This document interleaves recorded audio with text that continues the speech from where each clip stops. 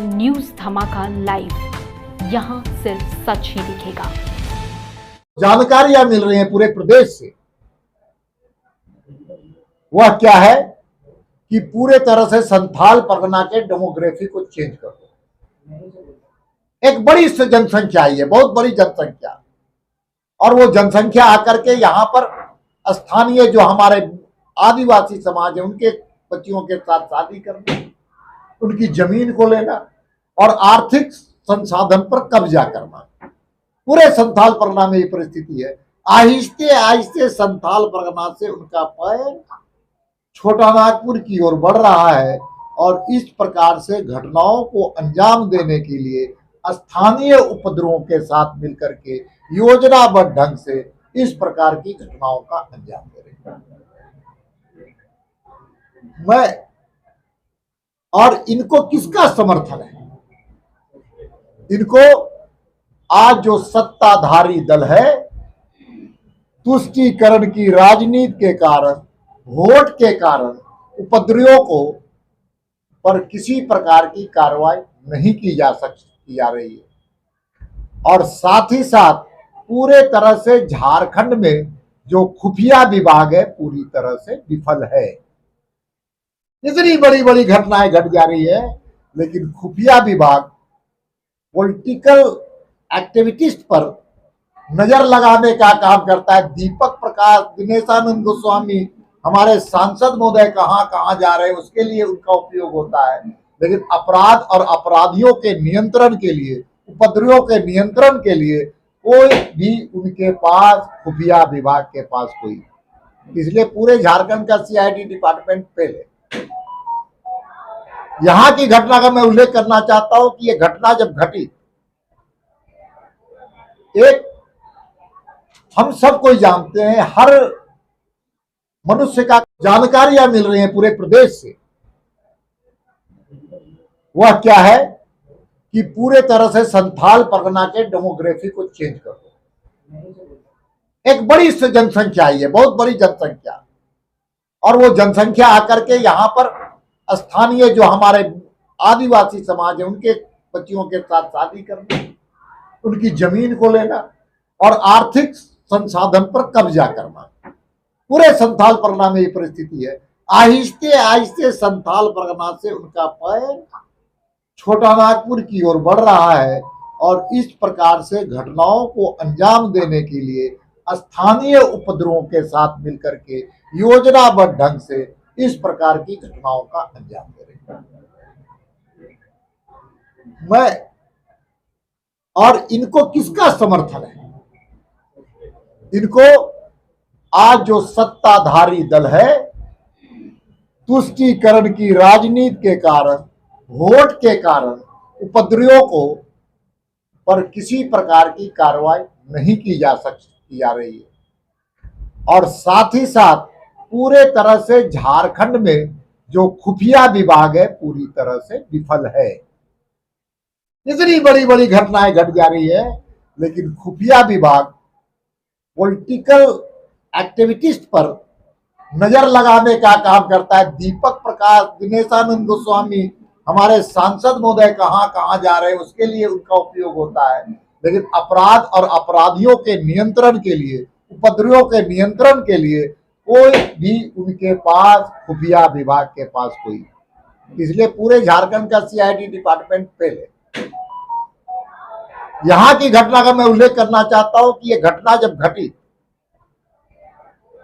एक हम सब कोई जानते हैं, हर मनुष्य का होता है, हर व्यक्ति का होता है, और जब आस्था पर चोट लगती है तो तिलमिलाहट स्वाभाविक। और हमारा आस्था ये जो है वो आस्था मंदिर है, रामनवमी का झंडा है, और उसको इस प्रकार से कोई अगर गंदगी के साथ गंदगी उसमें फैलाएगा तो स्वाभाविक है, आक्रोश स्वाभाविक है। अब उस आक्रोश को पहले से इस जिला प्रशासन को समझना चाहिए और संवाद करना चाहिए और दूसरे पक्ष पर कार्रवाई की जानी चाहिए, लेकिन ऐसा हुआ नहीं। जो दिल से घायल थे उनको पत्थर से भी घायल करने का काम किया गया और जिला प्रशासन को पहले से इसकी जानकारी होनी चाहिए थी, वो जानकारी होगी भी तो उस पर कार्रवाई नहीं की गई।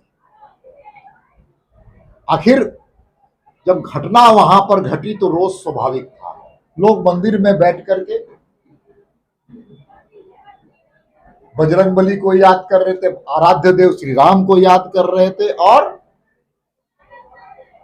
भगवान हनुमान की सबसे बड़ी जो हम सब लोगों को शक्तिशाली बनाता है वो हनुमान चालीसा का पाठ पढ़ रहे थे। इसमें दोष क्या? और उसी समय एक नहीं कह सकते हैं कि हर धर्म के प्रति मेरे मन में आस्था है भारतीय जनता पार्टी के हर एक कार्यकर्ता को, लेकिन जहां पर इफ्तार पार्टी वहां पर कांग्रेस के नेता थे कि नहीं थे? थे कि नहीं थे? और जब हमला हुआ मोटरसाइकिल से पत्थर फेंक करके और जिस प्रकार से परिस्थितियों का निर्माण हुआ, एफआईआर लिखा गया और निर्दोष पकड़े गए। मैं आज एफआईआर को पढ़ रहा, मैं भी पढ़ा लिखा हूँ, पोस्ट ग्रेजुएट हूँ, लॉ का विद्यार्थी भी हूँ, मेरे पिताजी भी लॉ के जानकार रहे, मेरा बेटा भी लॉयर, मैं भी लॉ पढ़ा हूँ। इस एफआईआर में आर्म्स एक्ट का 120B कॉन्स्पिरेसी का इस एफआईआर से कोई उसका समन्वयता है ही नहीं, है ही नहीं है। पूरे एफआईआर को आप पढ़ लीजिए। मैं आपसे आग्रह भी करना चाहता हूं कि जो सेक्शन लगाए गए हैं उसका एफआईआर में बेस होना चाहिए। अब कहीं है ही नहीं, है ही नहीं, कहीं कहीं सामंजस्यता नहीं है।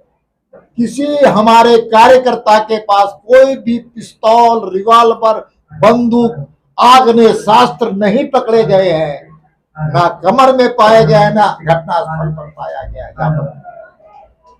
तो आर्म्स एक्ट को आप किस प्रकार से आपने लगाने का काम किया?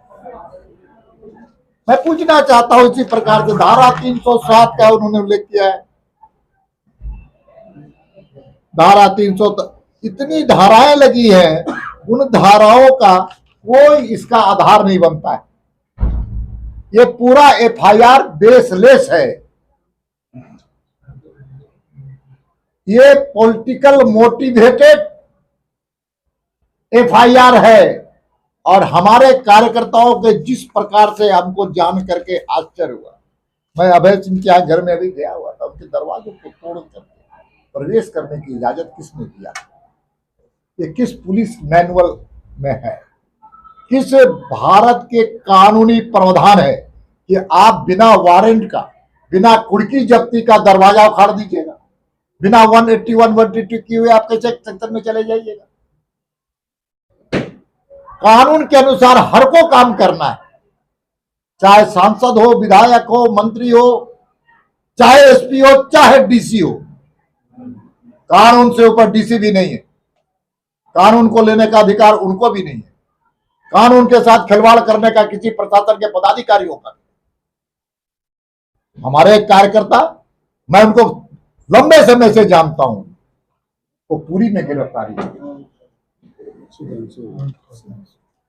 उनका नाम है सुधांशु ओझा। अब सुधांशु ओझा का दोष क्या है भाई? उसको पूरी में पकड़ करके उनके साथ मारपीट की गई है। अरे जब हिम्मत है तो अपराधियों को पकड़ करके पीटते तो मजा आता, समाज भी खुश होता। लेकिन दुर्भाग्य, इस प्रकार से व्यवहार जिला प्रशासन कर रहा है। तानाशाही की बदबू आती है और आपातकाल का उसमें दुर्गंध आता है। आपातकाल में जिस प्रकार से मौलिक अधिकार छीने, क्योंकि कांग्रेस भी इसकी, इस सरकार के कांग्रेस भी सहयोगी है, तो संगत से गुण आत है, संगत से गुण जात है। कांग्रेस के संगत में झारखंड मुक्ति मोर्चा है। 1975 में जिस प्रकार से लोकतंत्र की हत्या की थी, उसका असर तो पड़ेगा ही। ये पूरी तरह से मानवाधिकार का मामला है, ह्यूमन राइट्स का मामला है। किसी के दरवाजे को तोड़ रहा है। हमारे सारे कार्यकर्ताओं के जो गिरफ्तार हुए हैं वो राष्ट्रवादी कार्यकर्ता है, राष्ट्रवादी कार्यकर्ता है। उनके दिल में और उनके चाल में, उनके चरित्र में भारत को पुनः निर्माण बना करके परम वैभवशाली तक पहुंचाने का संकल्प लेकर काम करने वाले कार्यकर्ता को अपराधियों की तरह जो व्यवहार किया उसकी हम कड़ी निंदा करते हैं, कड़ी निंदा करते हैं। तानाशाही प्रवृत्ति, बड़ा दुर्भाग्य इस राज्य, इस जिले का। अफसरशाही की परिकाष्ठा हो गई। आज मैं आपको बताना चाहता हूं, हमारे कार्यकर्ता को आपराधिक मामले में जो गिरफ्तार किया गया है वे पूरे तरह से 24 कैरेट गोल्ड है, 24 कैरेट गोल्ड है। आज मैं उनसे मिलने के लिए, स्वाभाविक है, मैं पार्टी का प्रदेश का अध्यक्ष हूं। हमारे साथ सांसद विद्युत जी लोकप्रिय जननेता है, स्थानीय सांसद है। दिनेशानंद गोस्वामी जी पूर्व प्रदेश अध्यक्ष, हमारे जिलाध्यक्ष गुंजन यादव जी आज जाकर के जेल में अपने भाइयों से, मित्रों से, कार्यकर्ताओं से मिलने का मैंने संकल्प लिया था रांची से पहले। इसकी सूचना भी हमने जेलर को दिया। हमारा सहयोगी लगातार उनके संपर्क में था और हम जेल गेट गए, घाघीडीह जेल, और घाघीडीह जेल में हमको 1.5 घंटा बाहर, हमको और सांसद महोदय दिनेशानंद गोस्वामी जी को बाहर खड़ा रहना पड़ा। इस गर्मी में खड़ा रहना पड़ा और मुझे विश्वास था कि एक जनप्रतिनिधि होने के कारण स्थानीय सांसद भी हमारे साथ है, वो भी एक बड़े लोकप्रिय नेता है यहाँ, और हमको मिलने का अवसर देगी सरकार। हमारा जेल प्रशासन जरूर है, लेकिन दुर्भाग्य मुझे जो जानकारी मिली है, जिला प्रशासन के सबसे वरिष्ठ नौकरशाह ने सूचना दिया उनको कि आप इन लोगों को मिलने, सबसे वरिष्ठ नौकरशाह। ये लोकतंत्र की हत्या नहीं है तो और क्या है? किसी सांसद को किसी अपराधी से नहीं, सामान्य जो नागरिक है बेचारा कैद में है, उसके पास पूछने का अधिकार, जाने का, मिलने का अधिकार है कि नहीं? इसलिए सरकार के इशारे पर कुछ इठलाने वाले पदाधिकारी सत्ता आती और सत्ता चाहती, लेकिन जो संविधान की शपथ लेकर के पदाधिकारी अपनी नौकरी की सेवा करते हैं, उनके केंद्र बिंदु जनता, जनता के हित के लिए काम करने चाहिए, न्याय के साथ खड़ा होकर के काम करना चाहिए। किसी सरकार के राजनीतिक दल के षड्यंत्र में आकर के अपने भविष्य को अंधकार नहीं करना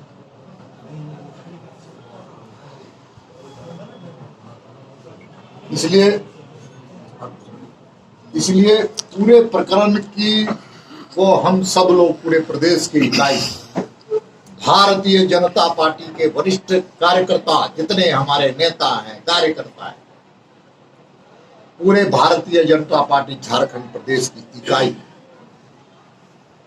यहां पर जितने कार्यकर्ता बंद हैं, उनके साथ पूरी तरह से हम उनके आत्मबल को, उनको नैतिक सहयोग करने के लिए तैयार, हर प्रकार के हम सहयोग करने के लिए तैयार, हर प्रकार के। हम आज सभी कार्यकर्ताओं से मिले, सबके मन में आक्रोश है, सब कार्यकर्ताओं के, कई जन संगठनों के लोगों से हमने बात किया, कई सामाजिक संगठनों से हमने बात किया, कई वकीलों से हमने बात किया। सब लोगों का एक ही राय है, एक ही विचार है कि अब हद हो गई है, अक्रमणता का सीमा को लोगों ने खत्म करने का काम किया। इसलिए दोस्तों, हमारी नजर है, निगाहें मिल करके लोकतंत्र को बचाने के लिए, लोकतांत्रिक मूल्यों को बचाने के लिए, और इस प्रकार के जो कृत्य हैं उसको उजागर करने के लिए हम लगातार लड़ाई लड़ रहे हैं। दूसरी बात मैं आपको थोड़ा उल्लेख करना चाहता हूं, कल सब लोग राज्य सरकार के खिलाफ हल्ला बोले थे, डंका बजाने का काम। मैं